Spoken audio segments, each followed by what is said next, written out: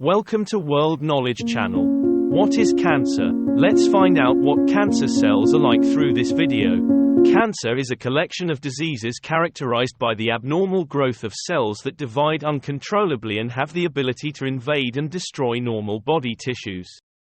Most cells in the body have specific functions and a fixed lifespan. During conditioning, a cell receives instructions to die and the body can replace it with a newer, better functioning cell. Cancer cells lack factors that instruct him to stop dividing and die. The result leads to a buildup in the body, using oxygen and nutrients that normally nourish other cells. Cancer cells may appear in one area, then spread through lymph nodes. Some types of cancer cause rapid cell growth, while others cause cells to grow and divide at a slower rate. Cancer symptoms are based on the organ of origin and its effects. When systemic symptoms appear, there is a high possibility that the cancer has metastasized throughout the body. Treating and eliminating cancer at this time faces many difficulties, even though scientists are constantly researching to find effective treatment methods. This is the general name for a group of diseases related to disorganized cell division. These cells have the ability to invade other tissues, either by directly attacking neighboring tissues or by metastasizing to distant tissues. Specifically, cells in the human body grow and divide to form new cells. This is how the body grows and develops. Through this mechanism, old cells will die, apoptosis, and be replaced by new cells. Apoptosis – this is the body's way of eliminating unnecessary cells. However, when cancer cells appear, the rules of this natural process are broken. Cells gradually become abnormal, do not gradually die but continue to produce other faulty cells. With uncontrolled multiplication it will form an abnormal tumor. At the same time, these tumors are also divided into two types, malignant and benign. We need to pay attention to this tumor and monitor it. The word cancer comes from the ancient Greek word karkinos, meaning crab, and was later translated into Latin as cancer. The word cancer in Latin means tumor. Historically, the concept of cancer has existed for a long time.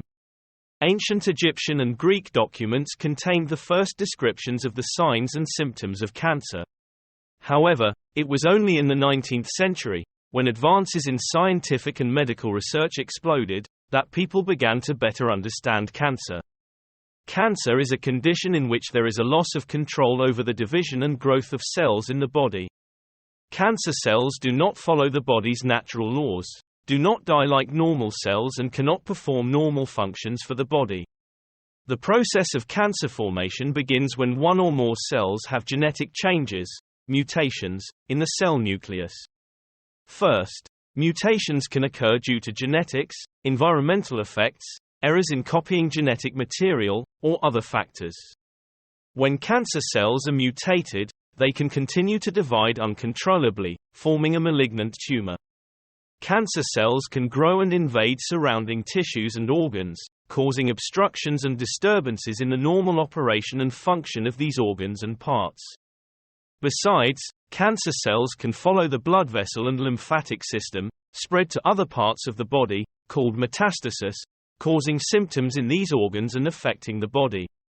To the overall health of the patient, cancer can affect any organ in the body and can take many different forms, but the most common types are.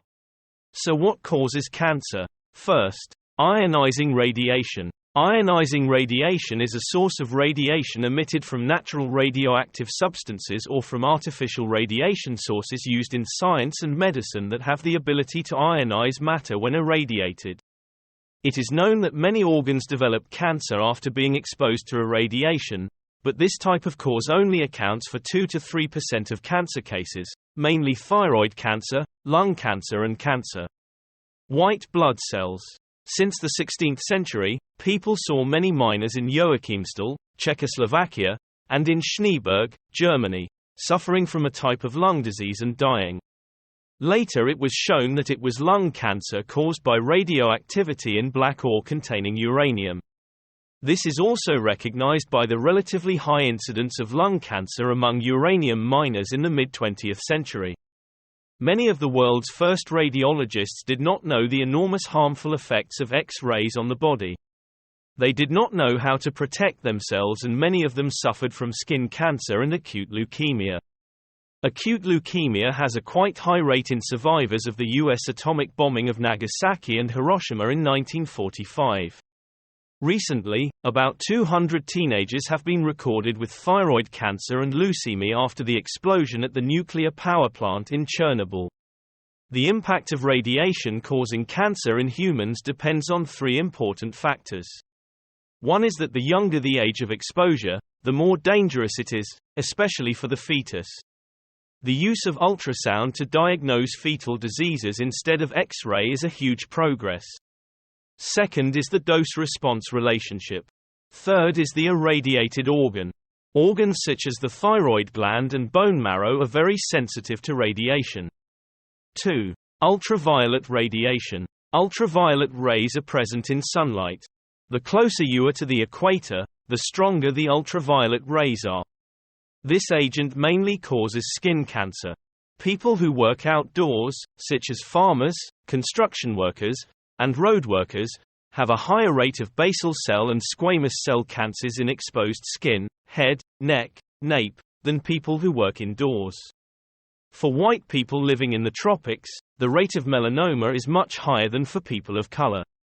It is necessary to pay attention to the trend of excessive sunbathing in white people who are heavily influenced by ultraviolet rays. 3. Due to DNA mutation. Cancer is caused by changes, DNA mutations, in cells. The DNA inside a cell is packaged into a large number of individual genes, each containing a set of instructions that tell the cell what function to perform, as well as how to grow and divide.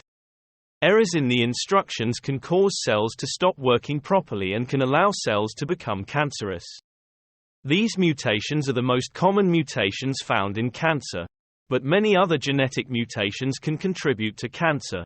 4. Unhealthy lifestyle. Daily lifestyle is also considered a factor that increases the risk of cancer.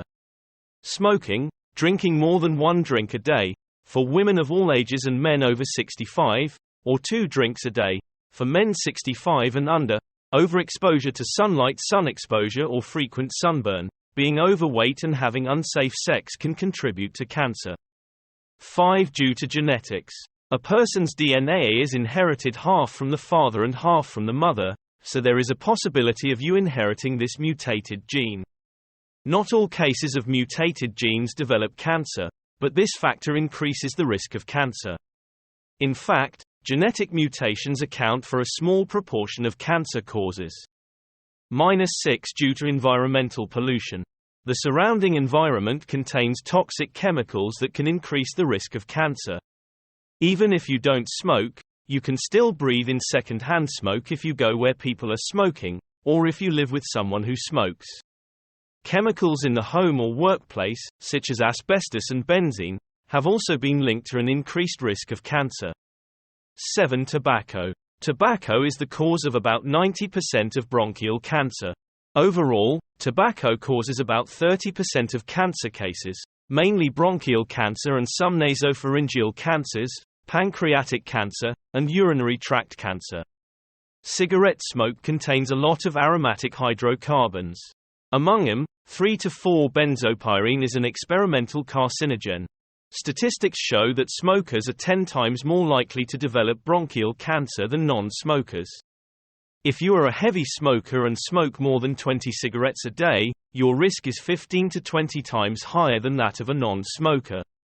Smoking at a younger age has a higher risk. Smoking brown cigarettes has a higher risk than yellow cigarettes.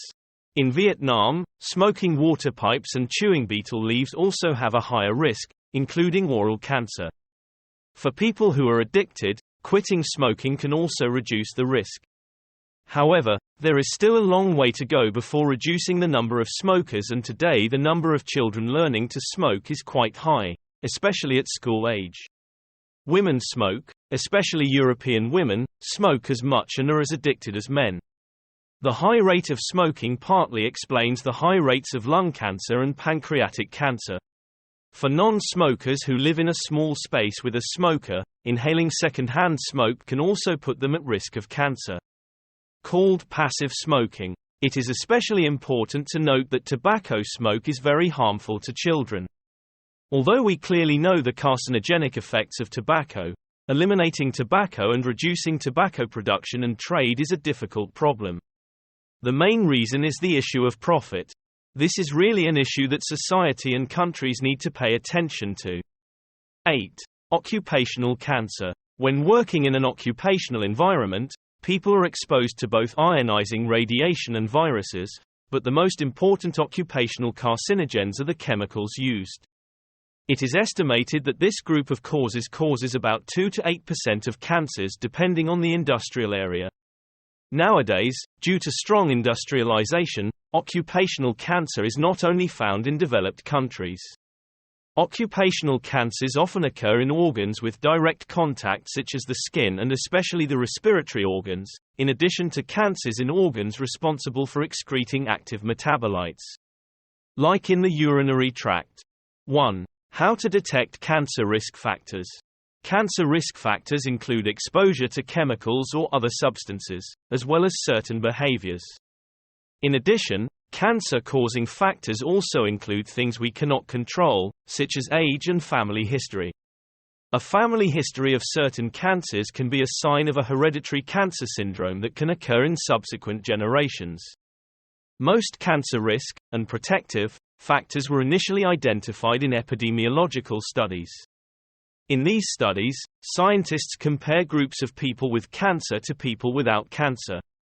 These studies show that people with cancer are more likely to engage in certain behaviors or are exposed to certain substances more than people without cancer.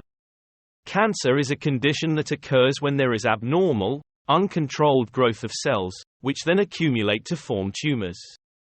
Over time, tumors or abnormal cells continue to tend to metastasize and invade neighboring organs.